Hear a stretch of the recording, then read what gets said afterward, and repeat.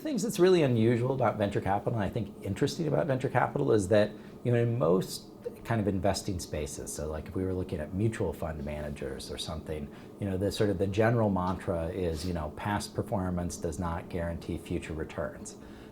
And statistically, that's true.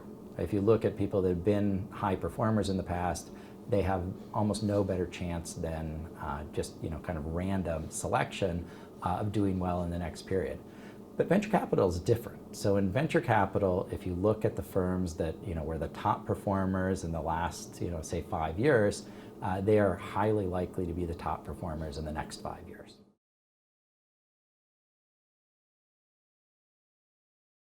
People have debates about it, and I would say the overwhelming interpretation has been that these guys understand how to select the right, either the right people, the right entrepreneurs, or the right technologies, and so they're making better bets than everyone else.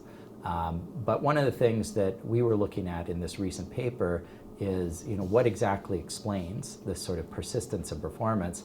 And we come up with a little bit of a different explanation.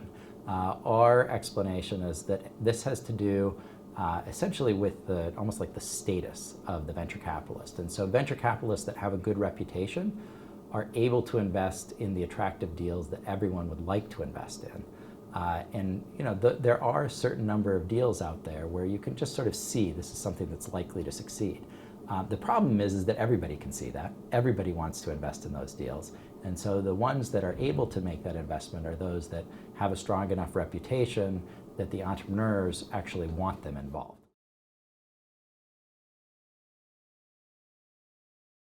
To get started, you need to sort of get some successful investments so that you can develop a reputation so that you're able to get into these deals that everyone would like to get into.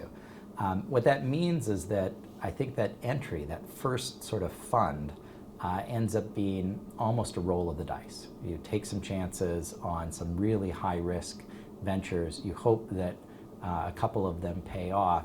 If they do, then you start to develop this reputation, and then you're able to get into the more attractive deals.